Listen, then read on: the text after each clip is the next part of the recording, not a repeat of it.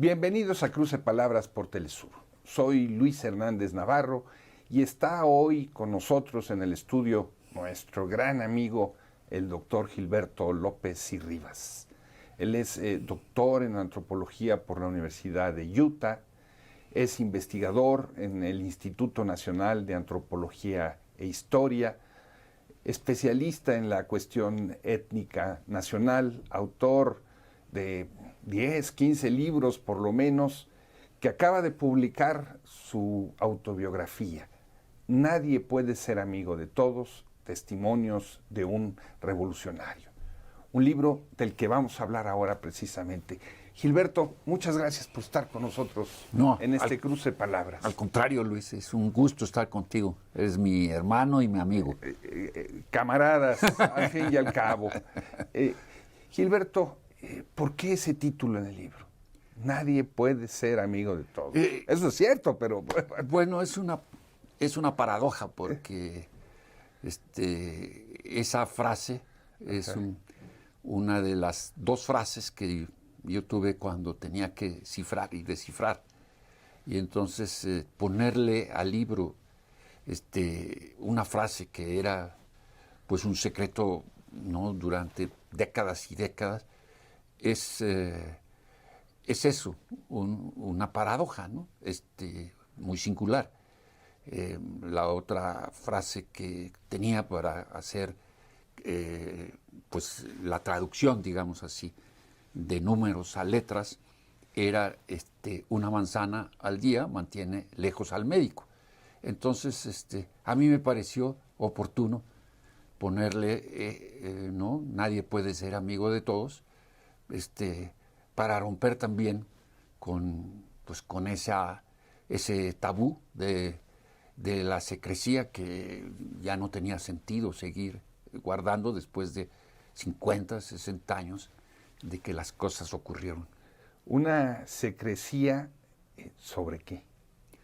Sobre mi involucramiento, desde que pues, era muy joven, tenía yo creo que 17 años, 18 años, en la inteligencia militar soviética, en aquella famoso época, GRU. El famoso GRU. Y fue en esos años de la preparatoria donde me involucré y bueno, me reclutaron indirectamente y después, con los años, se profundizó, se profesionalizó y bueno, se pensó y se consideró la forma de que yo pudiera instalarme en los Estados Unidos. Y entonces surge pues todo lo que se llama la leyenda, o sea, forjar una personalidad, una carrera, un tema, como es el de los chicanos. Y entonces esta es la otra paradoja, que lo que fue leyenda se convirtió en la realidad de mi vida actual, ¿no? O sea, ser un académico, publicar libros, establecerse en Estados Unidos con un doctorado. Y bueno, eso tuvo que ver porque para los servicios de inteligencia soviéticos de la época, lo que les interesaba era Estados Unidos. Nunca me pidieron nada relacionado ni con México, ni con Canadá, donde también viví, sino el tema crucial era Estados Unidos. Y cuando hablamos de Estados Unidos, ¿estamos hablando de qué? ¿De bases militares?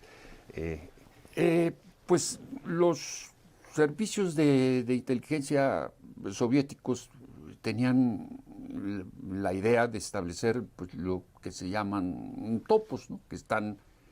que van a un lugar, se establecen, ¿no? Hacen una vida normal, etcétera, logran. Y entonces se hace una serie de tareas de todo tipo. O sea, desde, por ejemplo, hacer un viaje por todo el suroeste, en donde pues yo veía en los baños, etcétera, dónde estaban las bases militares cercanas, ya notaba, así hasta California. o recoger buzones, que son los lugares donde se dejan, ¿no? Microfilms, ¿no? En varios lugares de Estados Unidos, etcétera, en Tampa. Y bueno, estas eran tareas que yo llevaba a cabo. Recibí un entrenamiento en la Unión Soviética, y un entrenamiento, pues es una profesión que no ejerzo, que ya quedó en el pasado, pero que tuvo que ver con muchos detalles, cifrado, descifrado, manejo de la fotografía. Antes del internet, pues yo ya conocía máquinas que podían hacer que 3 páginas en números se pudieran hacer a través de una especie de máquina de escribir, pudieran salir por Morse, ¿no? Así, al aire, y todas esas cosas aprendí, ¿no? Se trata de una actividad en la que ponías en riesgo tu vida, tu libertad, tu familia. Exacto. ¿Por qué tomar ese riesgo? Mira, nosotros, y digo nosotros porque en todo esto participó de manera ejemplar, extraordinaria, Alicia, mi esposa, que corrió los mismos riesgos, los llevó a...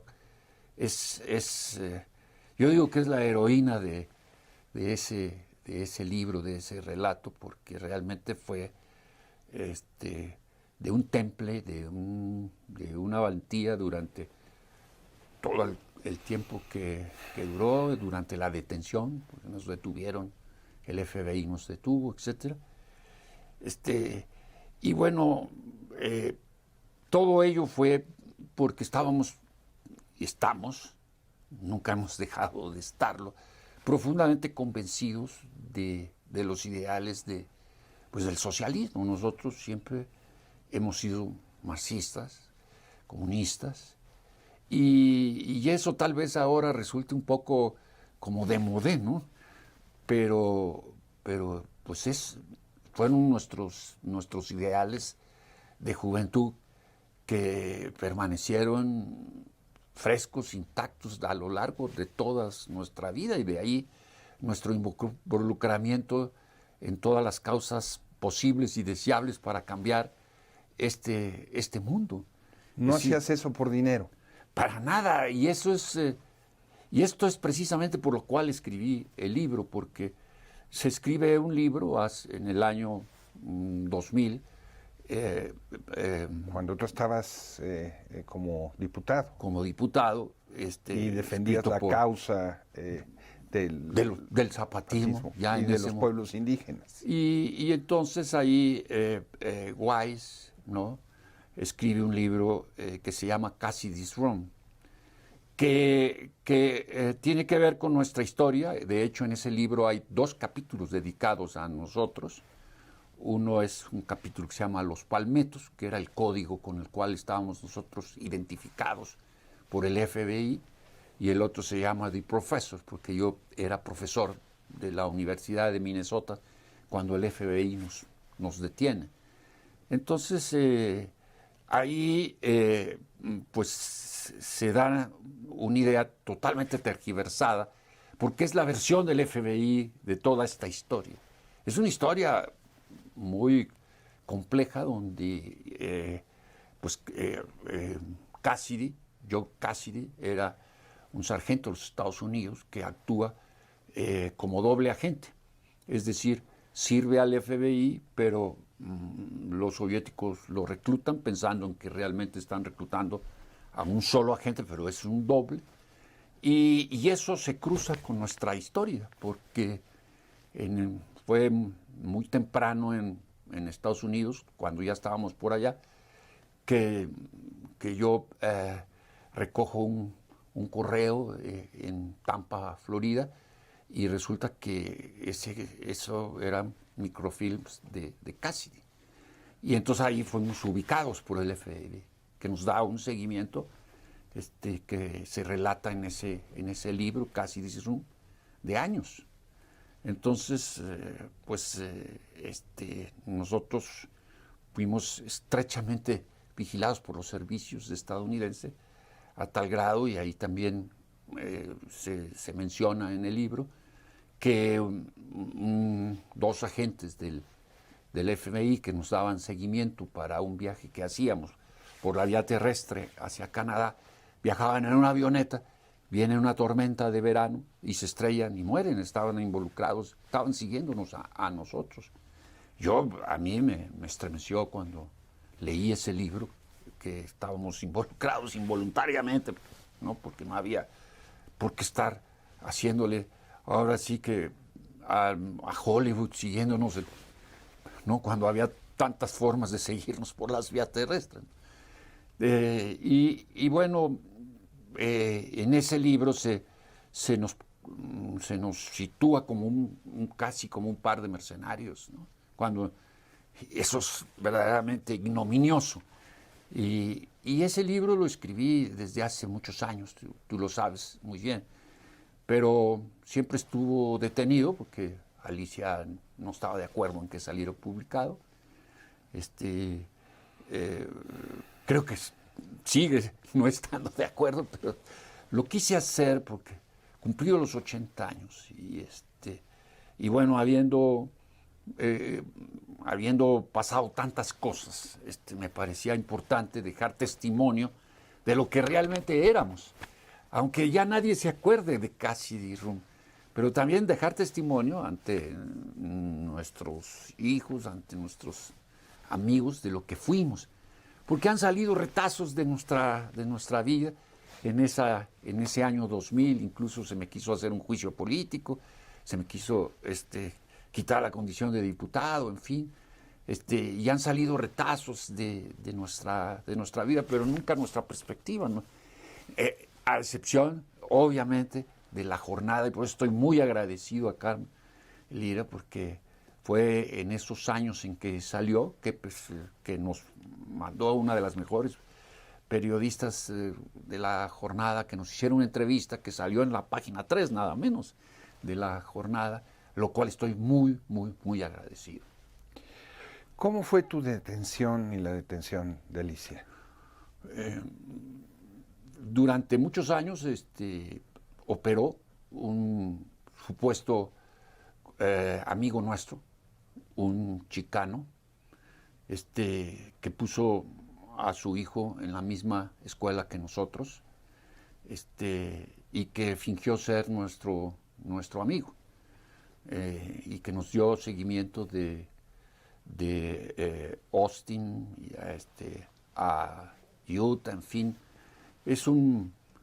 Fue un agente muy hábil, porque posaba como si fuera un simpatizante del movimiento chicano, pero aparentemente opacado, en fin. Y fue así que se mantuvo esta relación hasta el día de la detención. Hasta el día de la detención. ¿Te parece si hacemos aquí una pausa dramática? Ok. Amigos, amigas, no se despeguen de su monitor. Volvemos en muy breves instantes.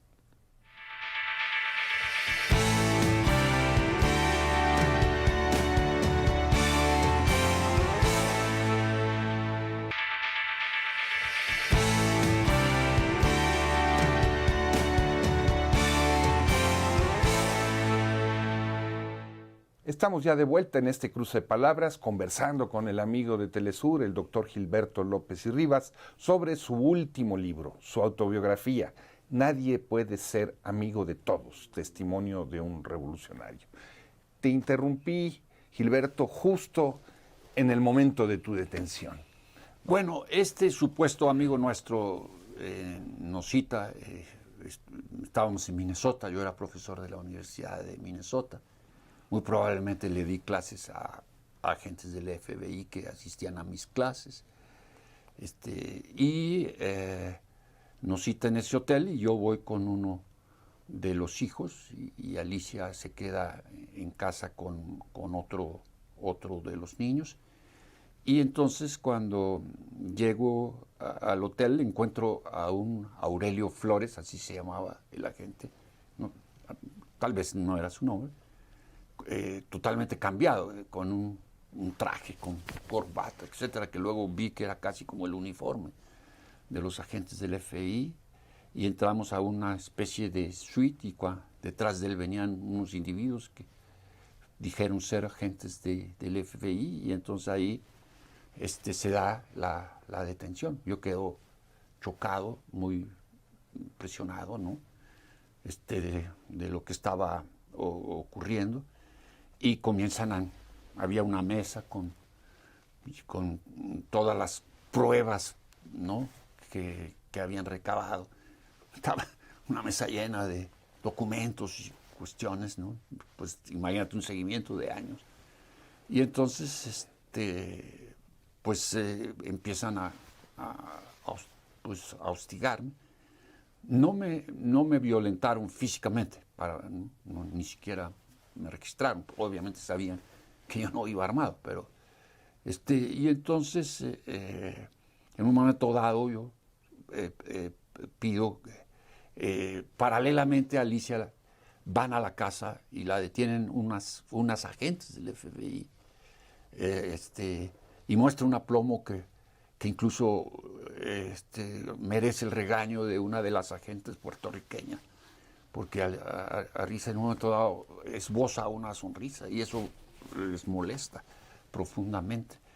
Entonces yo pido que estemos todos juntos y dura muchas horas yo pido que estemos todos juntos, y estando juntos ellos nos proponen ser agentes dobles. Y entonces yo les digo que nos dejen a solas un momento, y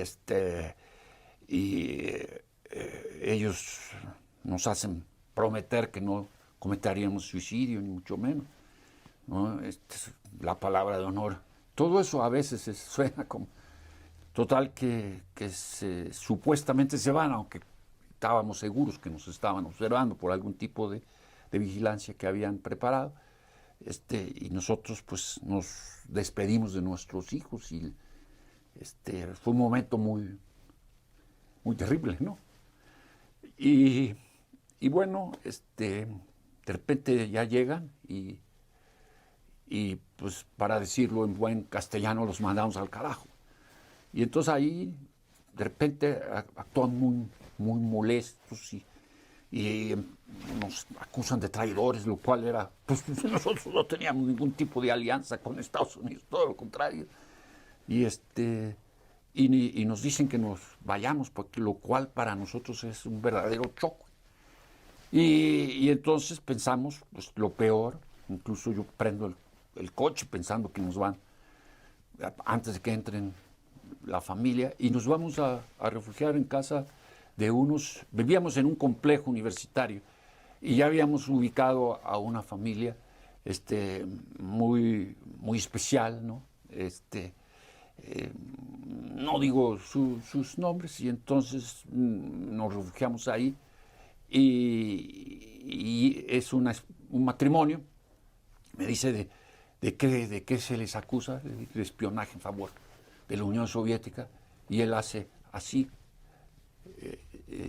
el varón de la familia hace así, nos dan cobijo, yo voy a la casa, destruyo todas las pruebas que pudieran tener adicionales a las que tenía, pues todo lo que son los equipos que uno tiene, que tampoco voy a detallar, pero ahí se detallan en el libro, y entonces pues decidimos ahí que había que salir.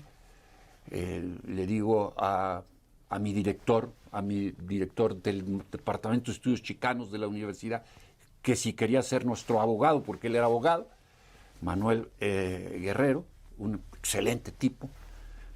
Y bueno, la historia es un poco larga, pero él nos representa, él va al Departamento de Justicia, dice que podemos salir de los Estados Unidos, y entonces nos detienen un sábado y el lunes salimos, despedidos por un entorno de profesores de varias nacionalidades que sabiendo que despedían a espías confesos, se arriesgaron a llevarnos al aeropuerto y despedirnos. Y todavía se da otra paradoja del viaje, que cuando llegamos a Texas, yo ya no recuerdo si es Houston o San Antonio, para ir a México, se acerca uno de los del FBI que venían en el mismo avión, yo ya los había identificado, y nos dice, el gobierno, dice Dr. Rivas, y entonces me dice en inglés, el gobierno de los Estados Unidos le desea muy buen viaje. Yo me quedé, llegamos a México, y bueno, ahí,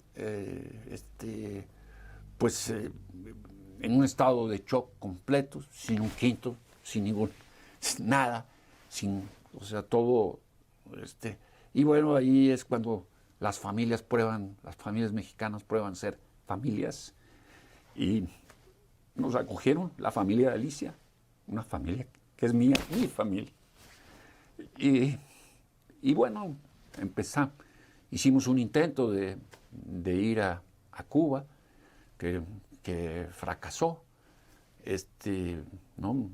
Fuimos a la Embajada de Cuba, pero no hubo posibilidades de que eso se concretara.